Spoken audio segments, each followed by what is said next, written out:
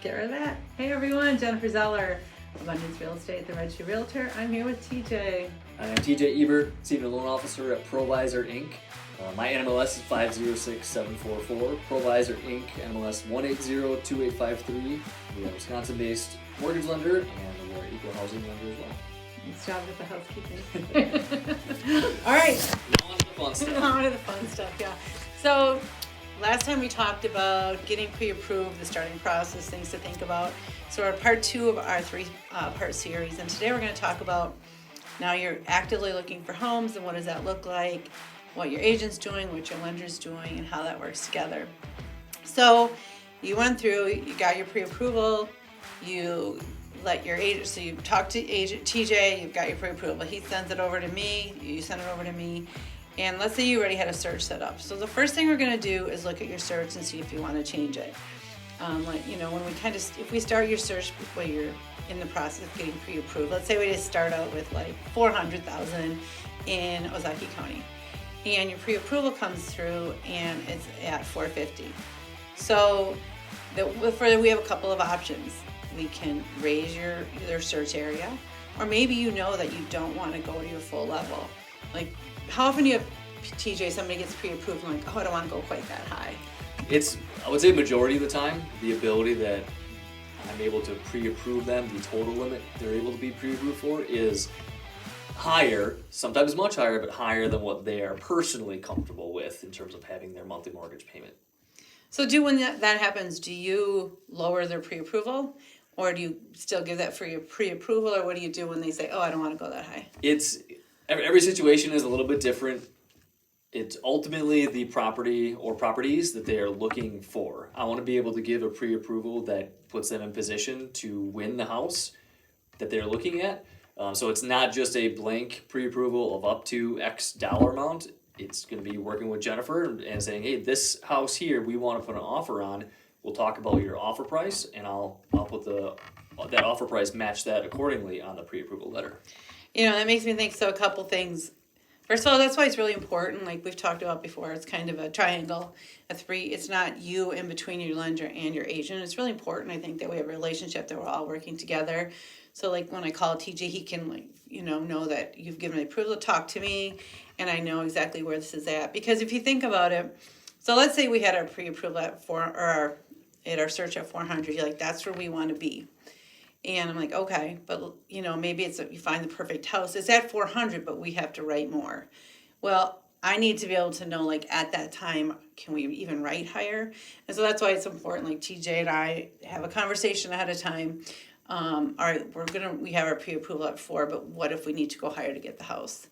One thing that won't happen though, like let's say you pre-approve for 450 and they want to write 470. What happens then? It's a conversation of we're not able to do this unless, we talk about plan B, C, or D on how you could get there. It could be a gift from family. It could be other ways, paying down other debts. But it wouldn't be just simple, let's go for it, hope for the best. We're not going to take that approach. No, that's good to hear. Makes me feel better. Absolutely. But one thing that's important as you were saying, there's a house that you want to put an offer on, making sure that all three of us are in that conversation, is the pre-approval amount. That loan amount is really it's a reflection of the monthly payment that you're approved for.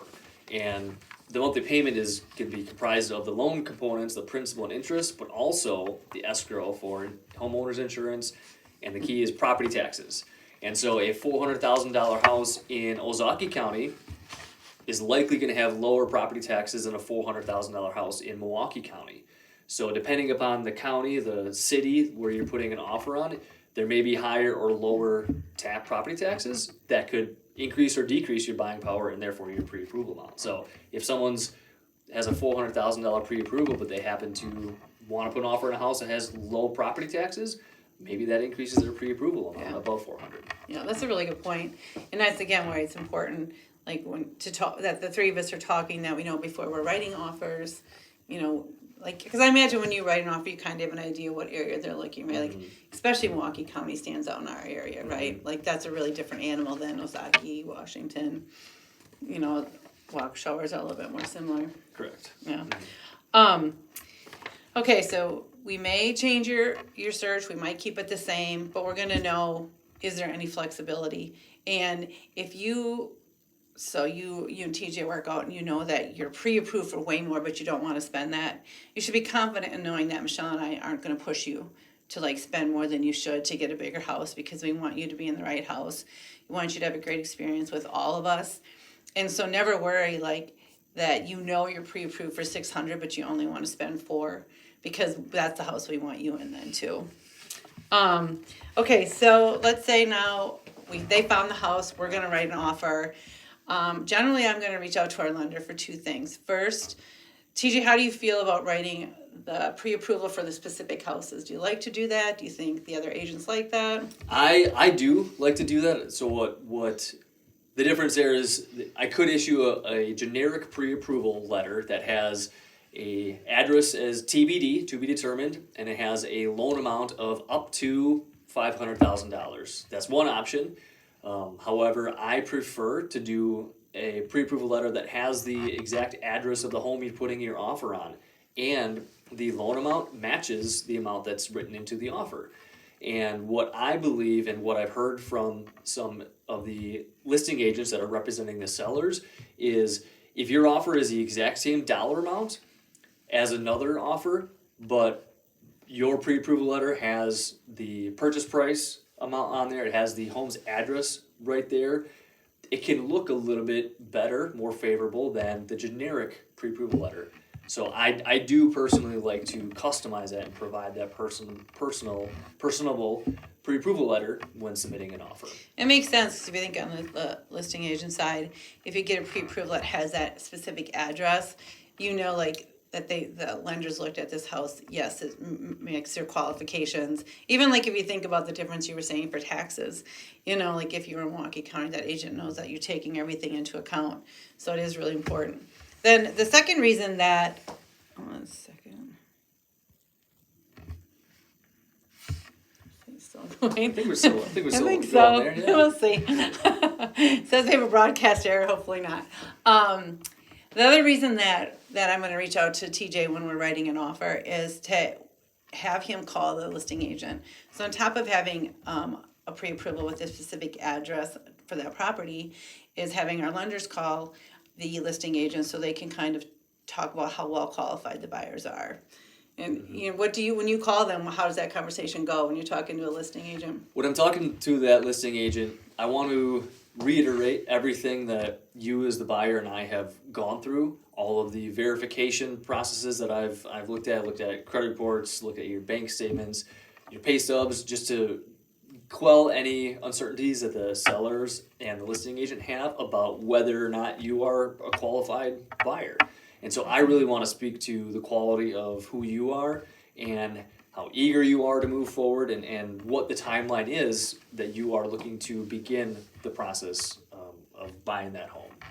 Because I know from like a listing agent side, like you generally you may end up taking the highest offer, but you also want an offer that you're working with professionals on the other side. So that, because the transactions might have hiccups, and that they're professional and that they have the right team to get through the hiccups, to get through, the negotiations that happen from accepted offer to close. Mm-hmm. And I think, by, presenting your professional team in full, it really does help give a listing agent comfort, which again, that they'll tell to their buyers or their sellers, mm-hmm. like, this is a good team to work with, this, and this. And I think it really does make a difference.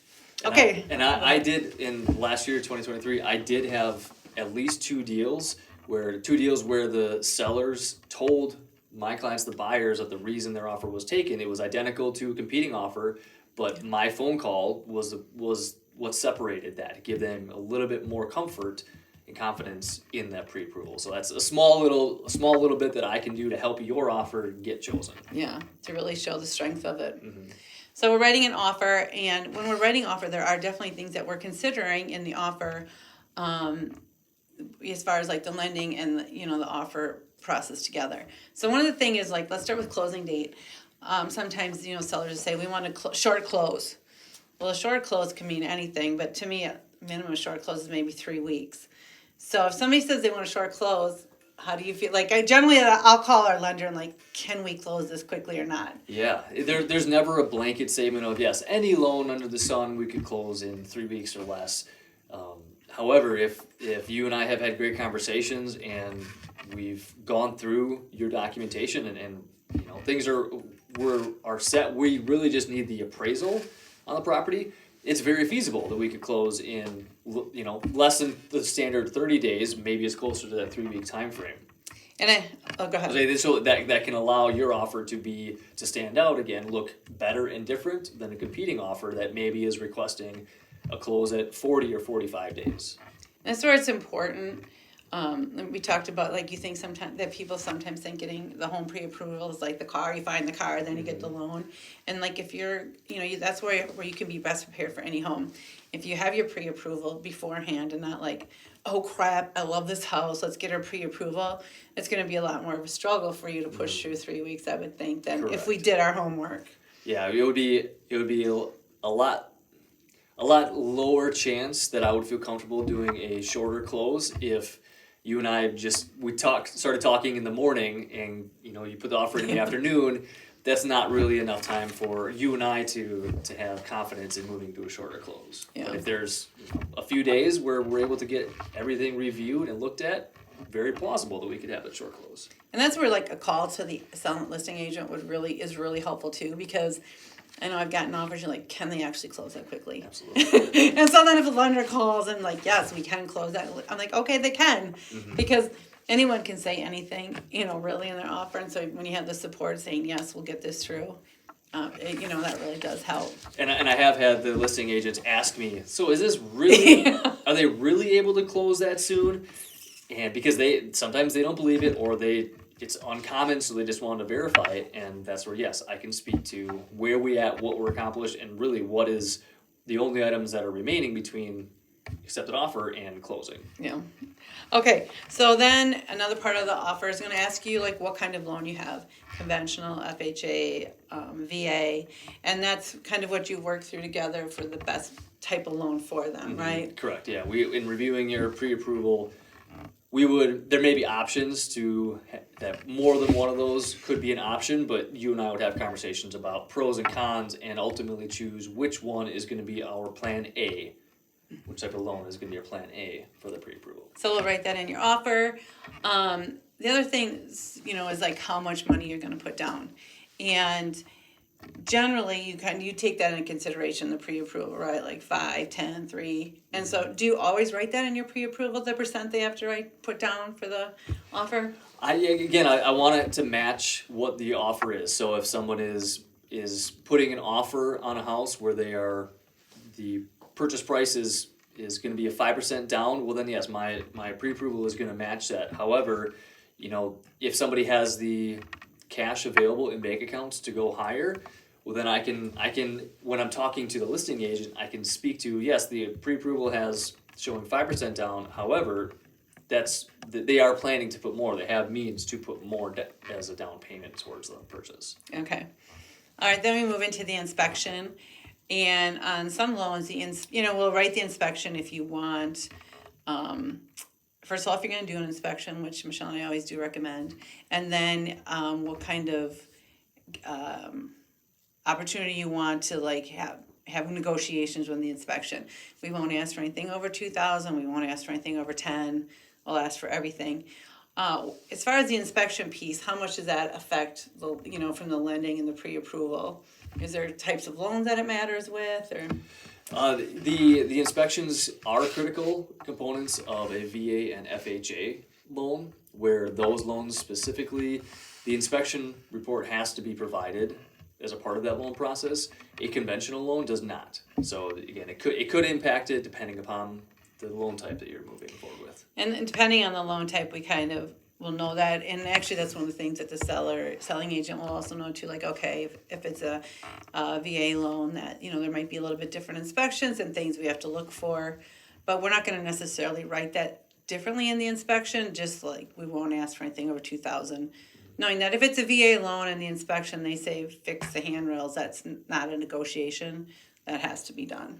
Mm-hmm. And the part with the inspection with VA and FHA is that inspection is kind of a built-in consolidated with the appraisal. The appraiser for those type of loans looks more, there's more scrutiny. They look at everything similar to an inspector, but it's kind of a hybrid for those, the appraisal inspection all in one. So one person is only coming out. Well, one person is coming out for the loan itself. Yeah. For the buyers could choose to have a separate inspector to come out for their own Got it. portion. It could, as it pertains to the purchase contract. Yeah, okay. Then one of the things that we can use in writing an offer to make it look more favorable for the buyers or the sellers really are buyer and seller credits.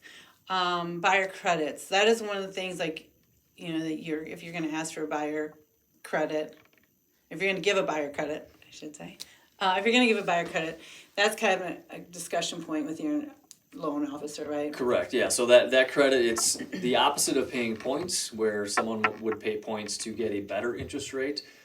There can be situations where it might make sense to receive credit as a buyer in the form of lender credit, where that lender credit is coming from having an interest rate that is a little bit higher than what you could take without having any of that credit. But it can, for some individuals, it helps them to save money up front, not pay out of pocket for those closing costs.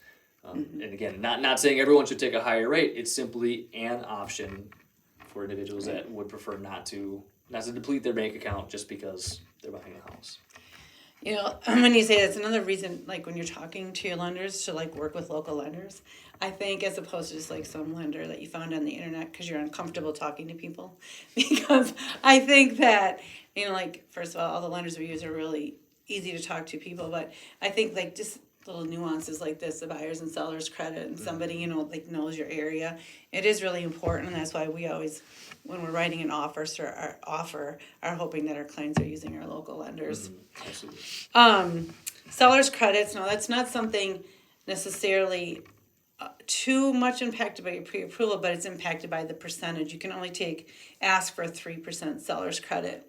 And why is that? Like, There are guidelines when it comes to a conventional loan. So if you think conventional is just a traditional loan, not FHA, not VA, and it's based on your down payment, where for most individuals who are putting 10% or less down, they can only receive 3% in the form of seller credit. And so it's 3% of the purchase price that the sellers are providing you to decrease the amount you need to bring at closing. okay. And it can't, like, you couldn't do 10%. Is that because they don't want to get it too out of whack with the loan value and the seller's credit, or? I think when seller credits are really high, it can look suspicious as to, well, why did they agree to sell this house for $450,000 if they're just going to give $50,000 back in seller credit? You know, what's really real going value? on here? Correct. And it's or the landscape, all national homes that are sold. I'm sure there were plenty of people who were abusing that, which is why the rules and guidelines were put in place. Okay. And then one other thing that sometimes get written into contracts, and I know we've written in this once or twice on contract and then had to move it to a bill of sale, is the items that are included. You know, so standard items that are included are things that are attached to the house. So generally like refrigerator, washer, dryer, microwave, dishwasher. But occasionally there'll be items in the home that the seller will say that they'll leave, like say a pool table, because who doesn't want to leave a pool table? It's way too heavy to move. Yeah. But when you see an offer come through that has a pool table in it as an inclusion, what happens on your end then? Yeah, so any personal items, so yeah, pool table would be one, it could be a lawnmower, it could be yard tools, anything that is a personal item and not part of the house. If it's written into the contract, I'm going to recommend that there's a quick amendment that is made to remove those personal items from the offer and have that be a separate agreement, that these items represent zero value. It's simply an agreement between buyer and seller to leave them on the property at the transfer of ownership. And the reason that personal items need to be taken out of that purchase contract is because the appraiser, when they're evaluating the proper value for the home that you're buying and comparing it to other homes, they're not going to look at what the value is for a lawnmower from your house to the neighbor's house. There's not a system in place for them to accurately reflect the value of those. And if there is value in those personal items, that would actually deduct or reduce the value of your home as it stands. So best case is whenever there are personal items, we'll just have them removed with an amendment. If they aren't removed before an underwriter reviews it, the underwriter will They will come put in out. there saying, before we can get this clear to close, before you're fully approved, you need to have an amendment. So it's not just me, being a being a pain to try and make one more hurdle for you. It's simply a matter of we're doing it as early in the process so that it can be cleared and out of the way before the underwriter is looking to have that done. Because like if you think about, okay, let's say we wrote an offer for $400,000, and let's say they included a lot of personal items, and they were just wanted to get rid of them. They didn't think it was part of the value of the house, but let's say they left like a pool table and the living room furniture and the grand piano or something. Well, if a lender looks at that, that might be like $25,000 that could just be taken off the property, and then there's not the actual value of the house in their mind is like $375. And so wasn't maybe not the intention by the seller leaving it, but that's why you have to take it out so that they are only like writing an offer on the 400. Mm-hmm. And if the seller is looking to truly sell that, well, then that's just a separate agreement that doesn't have to involve the lender or even the realtor. It's just you agree to pay an amount to the seller, and they'll leave those items there through a bill of sale. So you can still have a piece of paper holding both parties to it, but it does not need to be a part of it. It won't be a part of the actual purchase agreement. Yeah. All right. So to summarize, you got your pre-approval. You talk with your agent. You adjust your search if you want to. You keep it the same. We start looking at properties. When it comes time to write an offer, we're reaching out to your lender. He's going to probably write a personalized pre-approval for that house. He'll likely call the agent if your agent asks him, say why you're so qualified. And then when we're writing that offer things, we're going to be thinking about what's been included, what type of loan.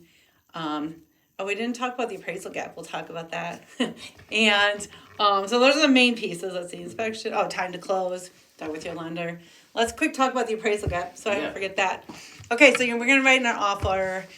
Since we're using our $400,000 house today, let's say it's $400,000, but you're willing to go up to $420,000. But you don't want to go that high if nobody else is going to go there. So let's say we'll write an offer for $400,000, and we'll say we're going to do an appraisal gap up to $420,000 in gaps or amounts of $2,000. Let's say the listing agent comes back and like, congratulations, you get the house, you get it at $420,000. Here's the proof that somebody did $419,000. So now we're going back to our lender and saying, okay, we got $420,000. Our pre-approval was $410,000. How does that work with you? Like, do you make adjustments in down payment or things like that? Yeah, so the appraisal gap component can mean that you are putting more as a down payment towards that house. And any loan is based off of the lesser of the values of the purchase price and the appraised value. So if in this example, the purchase price is $420,000, but when we have the appraisal done on the property, it only comes in at $415,000. Well, if your appraisal gap was at least, in this case, it was $20,000, the difference is only $5,000, right? The appraised value is $415,000, the purchase price is $420,000. You would be responsible for paying that $5,000 difference so that the seller is still walking away with their $420,000 from the sale of the home. And why it's important to, as Jennifer keeps alluding to, all three parties being really actively involved in the process is for there to be an appraisal gap that can be built into your offer. You need to have provided and proved that you have those funds available in excess to what you need for whatever down payment you are expecting to do. So what that means is whatever amount is your appraisal gap, that has to be amount that you have surplus, excess to what you need. Like you have to come up with $20,000 extra cash. Correct. And we kind of need to know that ahead of time before we write it in. Mm-hmm. Like maybe you're getting a gift from somebody, had that happen before. If they want to decrease their down payment, let's say they were going to do a down payment of 25%, so they're going to do $100,000 down. Could they take it and say, all right, we're only doing $80,000 down, and we're taking $20,000 for the appraisal gap? Absolutely, yeah. You have $100,000 available. You can reallocate where that $100,000 is going, and so now you're doing 80%. Or so 20% down, so you're using $80,000 as your down payment, and then potentially that $20,000 left over is going to cover that difference between the appraisal and the purchase price. And that gets trickier, like the smaller amount that you're going to write down. Like if you're doing 5 or 10% down, that's where you're probably gonna have to, if you're gonna have to have a gift to do the appraisal. And again, this is another thing, you know, once we work this all out and figure, can we write it? If we're gonna write it, you know, when TJ calls the agent, he can say, look, I know we have an appraisal gap. This is how we're gonna cover it if it comes to that. Again, these are all pieces to make sure all the parties are comfortable with what's going on. And it's simply, that appraisal gap is simply another strategy that can be used to help you win the offer. And that's where Jennifer is your realtor. She's going to be the one that will know best whether or not the competition is going to require you to put in an appraisal gap to remain competitive. It's true, because the market really changed. Like, I mean, I feel like even in last year, there's probably 3 or 4 distinct different markets in just last year alone. Like, sometimes you had to write over, sometimes you could maybe even write under, sometimes you were 1 or 2 and you had to be really, you know, competitive, but maybe a little above. And so it is really important that you can't just to say, well, like 6 months ago, this would have got through, because it's likely not the same offer you're going to use now. All right, well, thank you, TJ. This was great. Absolutely. So our next session will be about, all right, we've got an accepted offer, then what happens? Yeah, everything from accepted offer to closing on your home. All right, talk to you soon. Thanks, TJ. See you, everybody. Bye.